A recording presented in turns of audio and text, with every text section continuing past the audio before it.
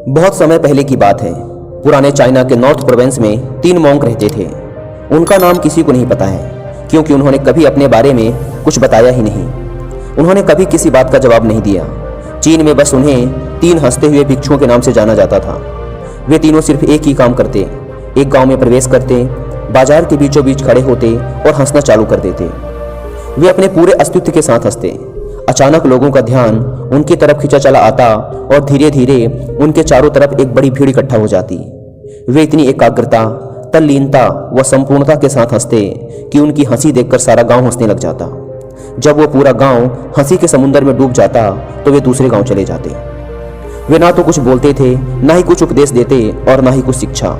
वे जहां भी जाते अपनी हंसी से ऐसा माहौल बना देते कि लोग अपने सारे दुख दर्द भूलकर बस हंसने लग जाते। धीरे धीरे चाइना के लोग उन्हें बहुत प्यार करने लगे और वो पूरे चाइना में फेमस होते गए 3 लाफिंग मॉन्क के नाम से। चाइना के लोग उन्हें बहुत प्यार करते, उनका सम्मान करते। इससे पहले और उनके बाद भी कभी किसी ने इस तरह से प्रचार नहीं किया कि जीवन केवल एक हंसी होना चाहिए और कुछ नहीं। वे विशेष रूप से किसी पर नहीं हंसते थे। वे बस हंसते थे जैसे कि उन्होंने ब्रह्मांडी मजाक को समझ लिया हो, जैसे कि उन्होंने ईश्वर के मजाक को समझ लिया हो, और उन्होंने एक शब्द का उपयोग किए बिना पूरे चाइना में इतना आनंद फैलाया जितना आज से पहले किसी ने न फैलाया था। लोग उनका नाम पूछते लेकिन वे बस हंसते, तो यह उनका नाम बन गया 3 हंसते हुए भिक्षु, 3 लाफिंग मॉन्क्स। पूरे चाइना में घूम घूम कर लोगों को हंसाते हुए समय के साथ वे तीनों बूढ़े हो गए और एक रात जब वे एक गांव में ठहरे हुए थे, उन तीनों में से एक भिक्षु की मौत हो गई। पूरा गांव स्तब्ध रह गया। पूरा गांव बहुत ज्यादा उम्मीद कर रहा था, क्योंकि उन्हें लगता था कि जब उनमें से एक की मृत्यु हो गई होगी तो बाकी जो 2 जरूर रोएंगे। यह देखने लायक होगा, क्योंकि किसी ने भी कभी इन लोगों को रोते हुए नहीं देखा था। जब सुबह हुई तो पूरा गांव इकट्ठा हुआ, लेकिन दोनों भिक्षु तीसरे की लाश के पास खड़े जोर जोर से हंस रहे थे। ऐसी हंसी जैसी उन्होंने आज से पहले कभी ना हंसी हो। गांव के कुछ बड़े बुजुर्गों ने उन्हें समझाने की कोशिश की कि यह आपका साथी था और इसकी मृत्यु पर आपको हंसना नहीं चाहिए।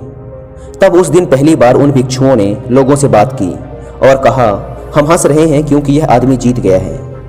हम हमेशा सोचते थे कि पहले कौन मरेगा, लेकिन इस आदमी ने पहले मरकर हमें हरा दिया।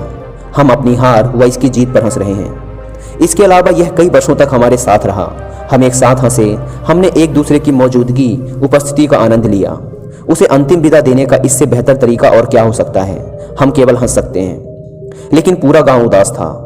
जब मृत भिक्षु के शरीर को अंतिम संस्कार के लिए चिता पर लिटाया गया तो सारे गांव वालों को एहसास हुआ कि शेष 2 भिक्षु केवल मजाक नहीं कर रहे थे, वह तीसरा जो मृत था वह भी हंस रहा था। चीन में यह प्रथा थी कि जब एक इंसान की मृत्यु हो जाती थी तो उसके पुराने कपड़े उतारकर उसे नहला धुलाकर उसे नए कपड़े पहना दिए जाते थे। लेकिन मरने से पहले उस भिक्षु ने अपने साथियों से अपने कपड़े न बदलने के लिए कहा था।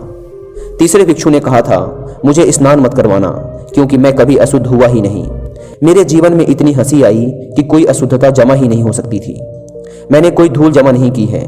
हंसी हमेशा युवा और ताजा होती है, इसलिए मुझे नहलाकर मेरे कपड़े मत बदलना।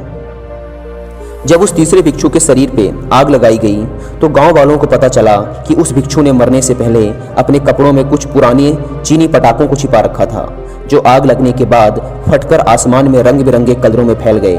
और यह देखकर एक बार पूरा गांव जोर जोर से हंसने लगा। तो इस तरह से वह तीसरा मॉन्क मरने के बाद भी सारे गांव वालों को हंसा गया। और यह देखकर शेष दोनों भिक्षुओं ने कहा, चालाक आदमी, तुम मर चुके हो, लेकिन तुमने हमें एक बार फिर हरा दिया। तुम्हारे द्वारा गांव वालों के चेहरों पर पैदा की गई यह हंसी आखिरी हंसी